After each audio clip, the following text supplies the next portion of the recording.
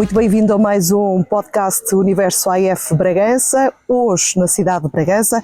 Eduardo Gonçalves é natural da cidade de Bragança, tem 40 anos e conta já com uma vasta experiência no futebol, especialmente na formação e a nível internacional. No seu currículo, aliás, tem passagens pela China, Emirados Estados Unidos, ainda Maldivas, Alemanha e mais recente Espanha. No nosso país trabalhou no Salgueiros, Boa Vista, a nível da formação, também no Grupo Desportivo de Bragança. No futebol sénior conta com passagens como técnico adjunto no Arguzelo e treinador principal do Grupo Desportivo Mirandês. Eduardo, bem-vindo. Muito obrigado.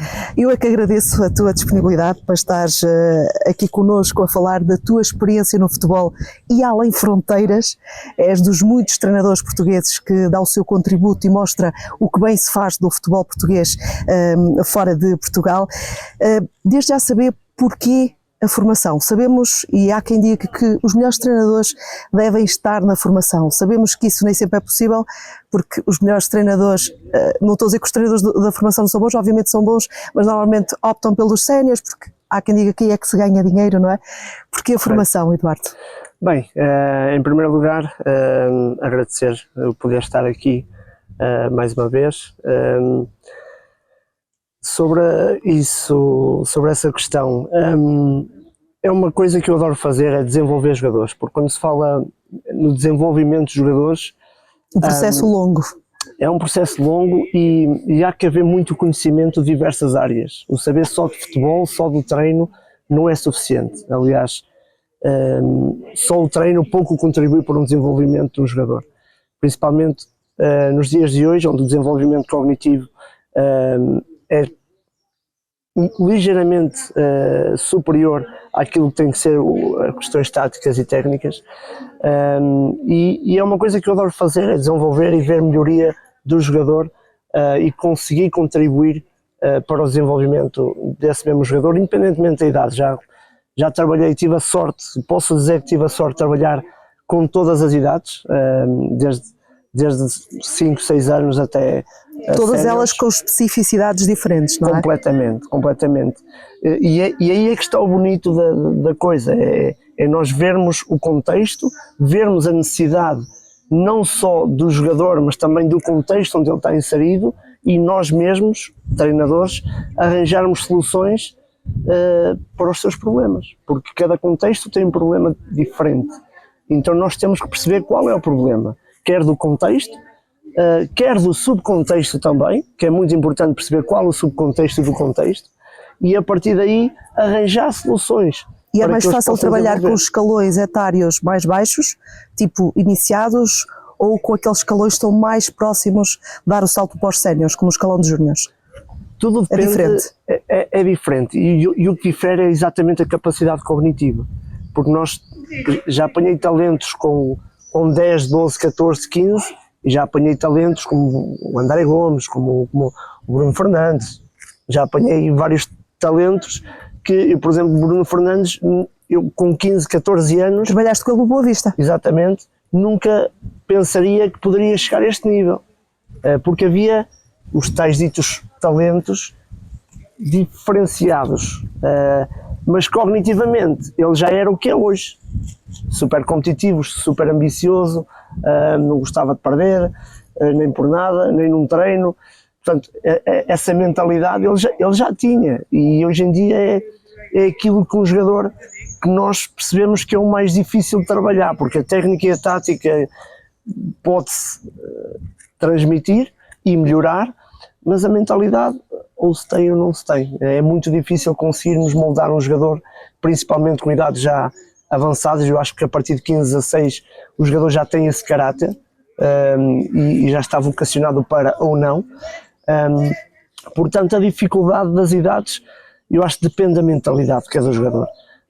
Já trabalhei facilmente com jogadores de 8, 9, 10, 12, já trabalhei muito facilmente, por exemplo, fui adjunto na São Joanense, no plantel sénior, no Campeonato de Portugal, onde muitos jogadores dessa equipa estão na segunda liga neste momento, como o Paulinho, que está no Leixões, como o Ruben e o Zé Leite, que estão no Penafiel, e outros grandes jogadores que estiveram ali connosco, continuam na terceira liga, e foi super fácil para mim lidar com eles, percebê-los, ir de encontro às suas necessidades. Também é uma idade mais avançada, esses jogadores. Exatamente, mas claro, com um caráter e uma personalidade distinta a jogadores de 15, 16, 17 anos. Eduardo, este teu gosto pela formação leva-te, entretanto levou-te a correr o mundo, por assim dizer. Em 2016 vais para a China. Correto. Como é que foi? Olha, vou para a China. Como é que surgiu essa oportunidade? Bem, é que a China é muito longe, não é? É um bocadinho. Bem, foi um projeto que, aliás, a pessoa que me convidou para ir em 2016 já tinha feito a proposta. Ficaste lá 4 anos. Exatamente. Já tinha feito a proposta em 2013, mas eu nessa data estava na academia do AC Milan, estava conectada já com o Boa Vista, e eu sentia que ainda tinha muito para aprender. Não estava preparado para ir para fora. Fosse para a Espanha, fosse para a China, não estava preparado. E eu sentia que queria absorver mais, também pôr em prática as minhas ideias, e não queria ir para fora sem um controlo mais evidenciado daquilo que são as minhas ideias e daquilo que eu posso operacionalizar, não é? E então decidi aguardar pelo momento ideal e achei que depois daquela época no Arguzelo, onde fizemos, apesar de termos descido de divisão, mas acho que fizemos uma época fantástica, andamos bastante tempo no meio da tabela, a lutar contra tubarões como o Bragança, na altura Vila Verdense, equipas incríveis, Mirandela, fizemos Marítimo B. E foi essa a tua primeira experiência como, neste caso adjunto, no escalão sénior, não foi? Penso que sim. Sim, correto. E aí pude aplicar todas as minhas ideias, aquilo que eu pensava que poderia ser útil para o jogador, não só desde a minha ideia de modelo, como depois conseguir organizar um modelo ideal para a equipa.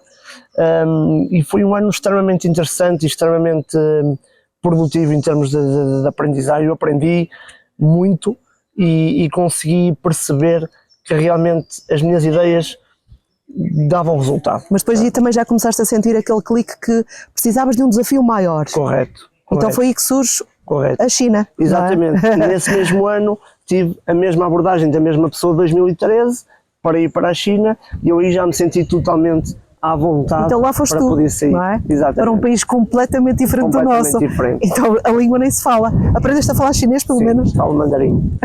Muito bem, mandarim, exatamente. E como é que foi a adaptação, especialmente à língua, não é? Deduzo que não foi fácil. Não foi fácil. Tinhas um tradutor no início? No início tinha um tradutor que eu quis, para rentabilizar o treino de uma forma melhor, tentei usar esse tradutor como treinador adjunto também. Portanto, houve aí já um duplo desafio da minha parte, que foi tentar ensinar o treino e o jogo a um tradutor para que ele pudesse ser mais efetivo e mais proativo no treino, porque eu precisava, de facto precisava. Mas na China foi muito, os 4 primeiros meses que estive lá, foi muito absorver a cultura. Foi esquecer um bocadinho aquilo que é parte do futebol e perceber como é que eles vivem, como é que eles são educados. Isso também é importante, não é? No processo de adaptação. É a base. Como é que eles são educados em casa e na escola. E a partir daí já percebemos muitos problemas, já percebemos porque é que ele vem para o treino de uma certa forma, porque é que ele está no treino de outra certa forma e porque é que ele sai do treino daquela forma. Portanto, tudo vem da base da educação e da cultura. Portanto, esses 4 meses foram super importantes para mim para perceber como trabalhar daí para a frente. Já que falas na cultura, nós temos aquela ideia de que o futebol não faz propriamente parte da cultura da população chinesa, não é? Por exemplo, associamos mais facilmente ao ténis de mesa. Também foi algo que consideravas, mudou a tua ideia depois de estás lá, como é que é? Sim, em termos culturais e educacionais eles são muito, eu não digo egoístas, porque é uma palavra forte, mas são muito educados para o eu. O eu, e eu tenho que ser melhor, e eu faço isto, eu faço aquilo, então a competitividade é muito forte, por isso é que eles são muito melhores nos desportos individuais. Nos coletivos têm mais dificuldade exatamente pela questão da tomada de decisão. A educação deles, mesmo na escola, é muito o copy-paste, e então não têm criatividade mesmo na escola. Portanto, eles, como não têm poder de decisão, nem têm um poder de raciocínio muito elevado, nos desportos coletivos, como tem que haver uma decisão, tem que haver uma partilha da bola, não é? A decisão, qual é a melhor decisão a tomar. E então, tudo isto leva a que eu percebesse, ok, o meu treino tem que ser muito vocacionado para tomadas de decisão. Técnica individual, liberdade. Ou seja, obrigar os jovens jogadores a sair da sua zona de conforto. Correto. A dar-lhes estímulos completamente diferentes daquilo que eles estão habituados, seja em casa, seja na escola, seja nas atividades extracurriculares onde eles estavam inseridos. Então foi dar-lhes liberdade, tomadas de decisão e ao mesmo tempo ir acrescentando os pontos técnicos e táticos necessários ao jogo. Eduardo, por outro lado, daquilo que eu já tive a oportunidade de falar contigo sobre a tua passagem pela China, encontraste condições espetaculares para os jovens praticarem futebol. Correto. Eu chamo os anos de ouro da China, porque o governo durante 6, 7, 8 anos investiu muito no futebol. Eles queriam ser a grande potência, mais ou menos o que está a acontecer agora na Arábia, aconteceu na China nessa fase, porque o governo investiu imenso. Qualquer academia, qualquer clube de futebol tinha umas condições brutais para a prática e para o desenvolvimento de jogadores. Se calhar provavelmente com melhores condições do que alguns clubes da Primeira Liga de Portugal. Seguramente. Foi isso que mais te impressionou? Bem, na China é um mundo que tudo impressiona e cada dia é um desafio. É um desafio pelo que se vê, pelo que se vive, pelo que se faz, pelo que se consegue. Portanto, tudo, para mim, foram 4 anos que se passaram a correr porque cada dia era um dia diferente. Era um dia que se aprendia algo, que conseguia absorver algo, fosse uma palavra mais em chinês, fosse uma ação boa com uma pessoa chinesa, ou eles para mim foram fantásticos. Eu adoro o povo chinês. E curioso que estive lá há cerca de 3, 4 meses outra vez e foi uma sensação de sentia-me em casa completamente e foi muito bonito regressar e não tenho dúvidas que China será sempre uma grande parte de uma parte bonita da minha vida. Eduardo, entretanto veio o Covid e acabou o teu ciclo na China, não é? Acabaste por não regressar, ou seja, uma paragem, por assim dizer, no que diz respeito ao teu trabalho na China, forçada. Sim. Aliás, tinha acabado de assinar um novo contrato em Xangai. Tinhas vindo a Portugal, que eu recordo-me, e depois não voltaste. E eles, quem estava fora, eles fecharam a fronteira, quem estava fora ficou fora e eu, pronto, tive que começar a não lamentar, mas tentar arranjar plano B, plano C. E arranjaste. Segue-se uma curta passagem pelos Emirados Árabes Unidos e a seguir Maldivas. Primeiro foi São Joanense, estive esta época na São Joanense, e depois apareceu a proposta para o Dubai, e do Dubai tive a felicidade do Michel Salgado ver o meu trabalho, conhecer-me também como pessoa e chegar um bocadinho para perto dele, e foi exatamente ele, num protocolo que ele teve com a Federação das Maldivas, levou uma equipa técnica para as Maldivas para desenvolver o futebol e ter os treinadores sub-21, sub-19 e sub-17, que fosse tudo da metodologia que nós íamos criar. Parece que aí tiveste uma intervenção, toda a equipa, aliás, um bocadinho, entre aspas, musculada, porque as Maldivas não é propriamente um país onde o futebol seja algo tradicional, certo? Ou estou errada? Por incrível que pareça, é o desporto que eles dão mais ênfase e é onde eu encontrei na Ásia mais qualidade individual. Mas que se calhar ainda não conseguiram afirmar-se. Não conseguiram por também questões culturais, mas ali ainda há muito o futebol de rua. De rua, que se está a perder, infelizmente, não é? Exatamente, nós tínhamos que fazer scouting em várias ilhas, aquilo tem 300 e não sei quantas ilhas, íamos a várias ilhas e nós víamos jogadores incríveis, com uma qualidade incrível. Agora, claro, taticamente, já teríamos aqui outro tipo de conversa, mas tinham e faziam coisas que hoje em dia, se calhar na Europa, já não se vê um jogador fazer, principalmente jogador de 16, 17, 18 anos, não se vê fazer. Já não há aquela criatividade, aquela sem vergonha de errar e de querer fazer outra vez. já não há. Infelizmente estamos a Estamos caminhar habituados a um futebol muito mecanizado, não é? completamente. E essa essência do futebol de rua está a perder-se. E ali havia muito isso, eu adorava isso, porque depois levávamos para o centro de treinos e trabalhar com esses jogadores, tecnicamente, depois o tático era mais fácil, até eles conseguiam entender e iam fazendo. Portanto, foi uma experiência bastante enriquecedora. Gostaste da cultura deles, do país em si? Um país muito difícil. Posso Porquê? dizer que foi um país onde mais dificuldades de adaptação eu tive, pela religião, pela cultura, também pela pouca higiene que havia. As pessoas obviamente associam Maldivas aos resorts e àquilo que é bonito, mas viver na capital, que é Malé, não é fácil. É uma realidade muito difícil e totalmente contrária àquilo que as pessoas pensam sobre as Maldivas. No entanto, como em todo lado, há gente boa, um povo acolhedor, um povo que nos tentou dar o possível para nós podermos trabalhar e ajudar na medida do possível para a melhoria do futebol das Maldivas. Das Maldivas para a Alemanha, não é? No que diz respeito ao futebol de formação. Sim. Mais uma experiência internacional para ti.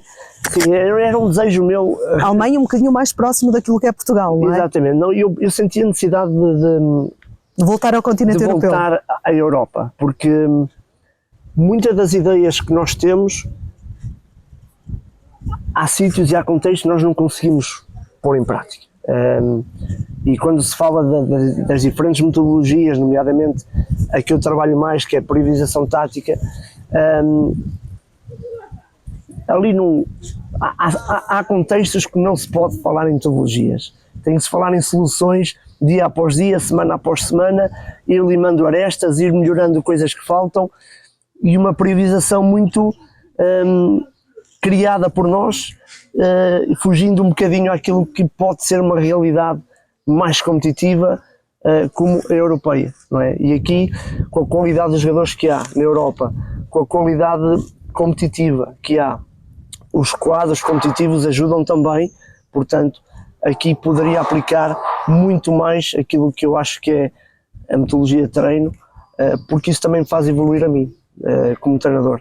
Perceber onde erro, perceber onde posso pôr, onde posso tirar, é isso que me faz evoluir. E então eu precisei de vir para a Europa para conseguir operacionalizar e mecanizar e também pôr as minhas ideias em prática num contexto realmente onde a qualidade era muito mais Estamos a falar de escalões sub-17 e sub-19, ou seja, muitos deles preparadíssimos para dar o salto para o escalão sénior, e onde também ajudaste a potenciar estes jogadores para outras equipas. Correto. Foi aí que muitos jogadores assinaram, aliás era o objetivo, era melhorá-los dentro do quadro competitivo para que eles pudessem assinar por equipas de Bundesliga ou mesmo Liga 2 sub-19 ou sub-17. E portanto houve alguns saltos de jogadores para aí, outros para a Polónia, mas outros para a Áustria também, mas consegui, foi um trabalho muito exigente, mas que eu consegui aplicar muito daquilo que eu considero que é o correto, entre um misto de desenvolvimento do jogador, mas também dentro de uma priorização metodológica que seja adequada e ao mesmo tempo que eles quando saiam dali já vão preparados para aquilo que vão encontrar num contexto mais profissional. Entretanto começas a aproximar-te muito de Portugal, não é? Porque vem um novo desafio, desta vez Espanha, Valência, onde te mantens, não é? Como é que surge essa oportunidade de ir para a Espanha, onde também o futebol é muito competitivo e sabemos que a cultura desportiva dos espanhóis é elevada, não só no futebol como noutras modalidades. Correto. Bem, foi num torneio de sub-19 em Barcelona que houve um contacto desta equipa onde estou agora comigo e começamos a entrar em contacto e a estar muitas vezes em contacto e até a reunirmos algumas vezes, e eu gostei do projeto, eles gostaram do meu trabalho e começaram a surgir sondagens. Qual a minha disponibilidade para mudar? No início eu não estava muito aberto a mudar, porque estava bem, estava estável e o projeto também era bom na Alemanha. Depois, infelizmente, um problema grave de saúde, um susto que tive, felizmente que já passou, mas foi talvez o momento mais difícil da minha vida.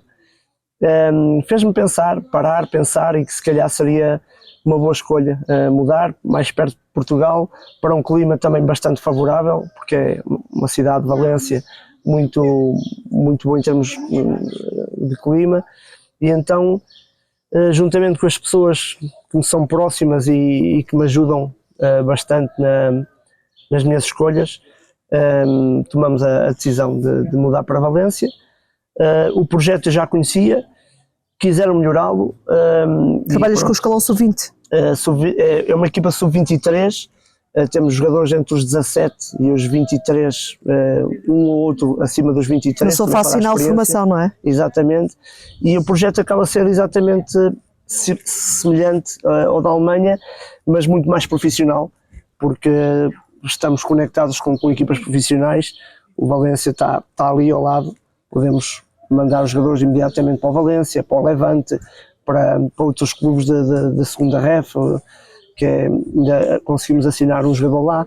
Portanto, é um projeto que eu fico muito feliz por estar nele. Acho que é um projeto com muito futuro, e as pessoas foram fantásticas, da forma como me receberam, como aceitaram as minhas ideias, porque desde o princípio quis impor as minhas ideias sem ser 100%, obviamente, teve que ser de uma forma muito, muito faseada, mas quis logo perceber, que eles percebessem que o tipo de trabalho para fazer emergir jogadores e mesmo o projeto em si, teria que ser por essa via. Deduz então que um possível regresso a Portugal está fora de hipótese para já?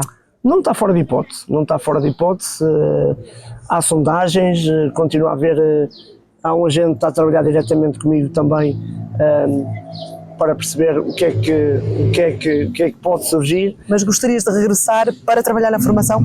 Estou aberto a tudo. Para mim o projeto é importante, e por vezes em Portugal o que eu sinto é que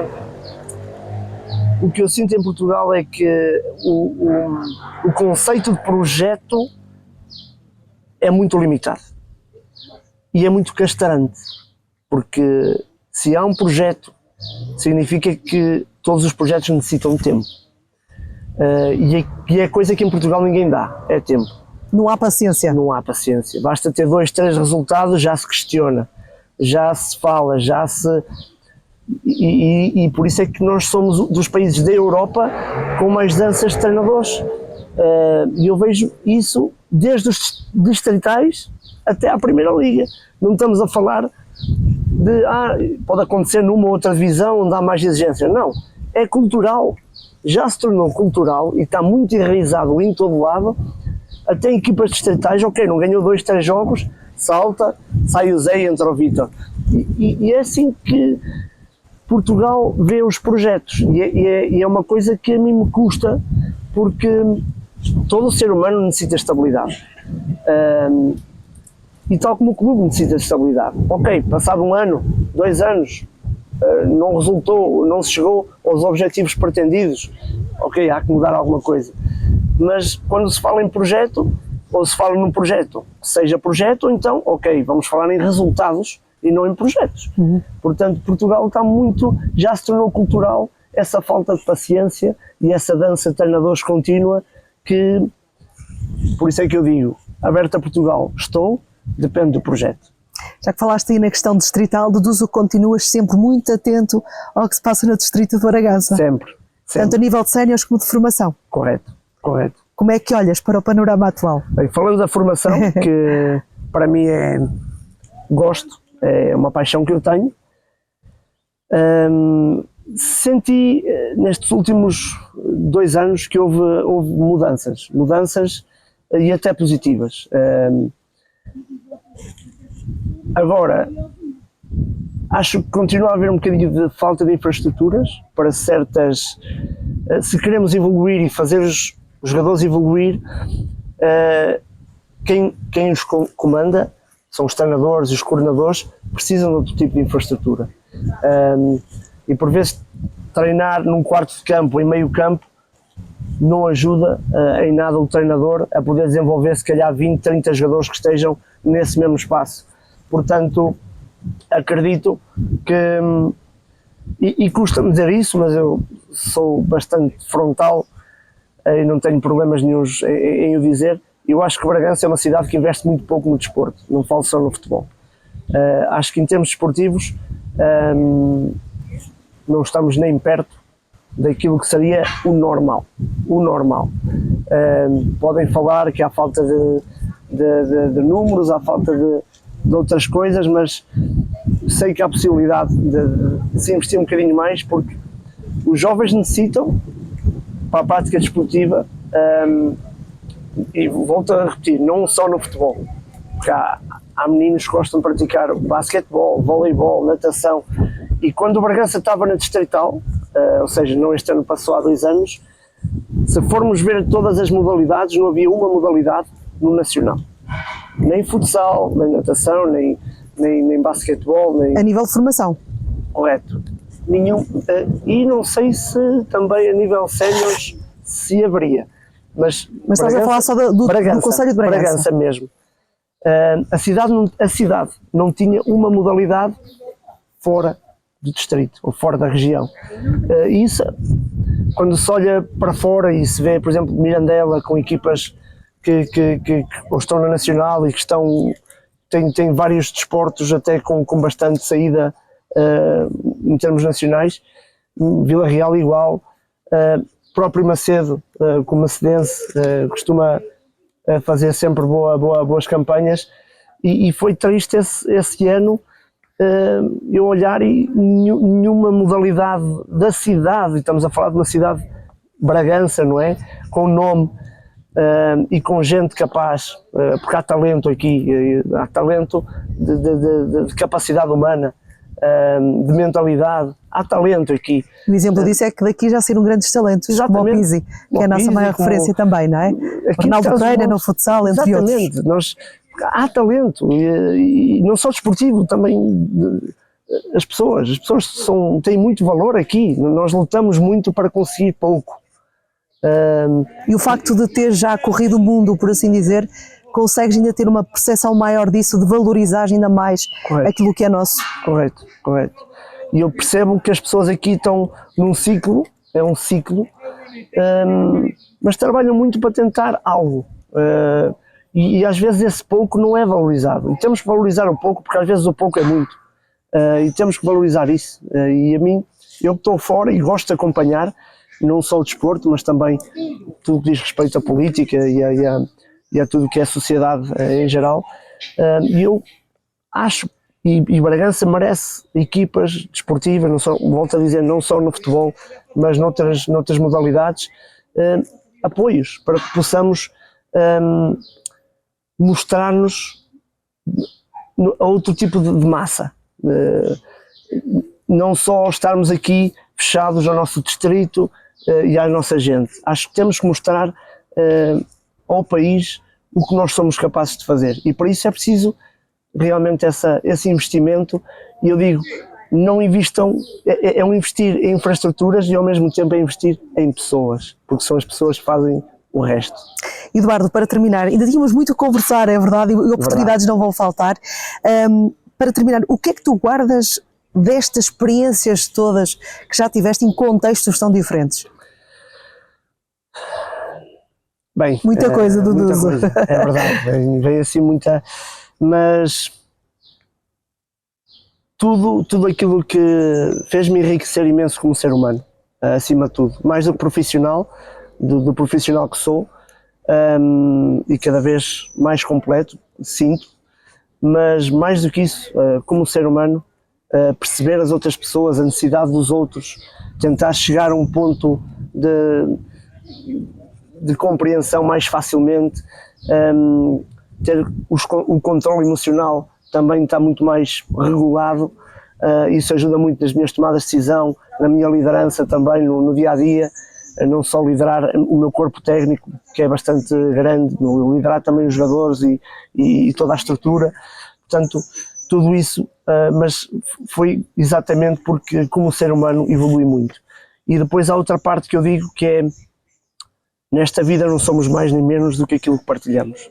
Portanto, é a partilha que eu tenho com outras pessoas e que outras pessoas partilham comigo, de diversos países, leva-nos a um patamar de compreensão global muito, muito grande. Portanto, é isso que eu levo dessas experiências todas. Muito bem, Eduardo, mais uma vez muito obrigada. Agradeço. Felicidades para o futuro, que Muito continues a conhecer esse mundo, não é, do futebol, e quem sabe um dia estás de regresso a Portugal também para dar esse contributo fantástico, essa qualidade que tens como treinador aos nossos jovens da formação. Muito obrigada. Obrigado, Susana. Quanto ao podcast Universo AF Bragança, regressa no próximo mês com um novo convidado.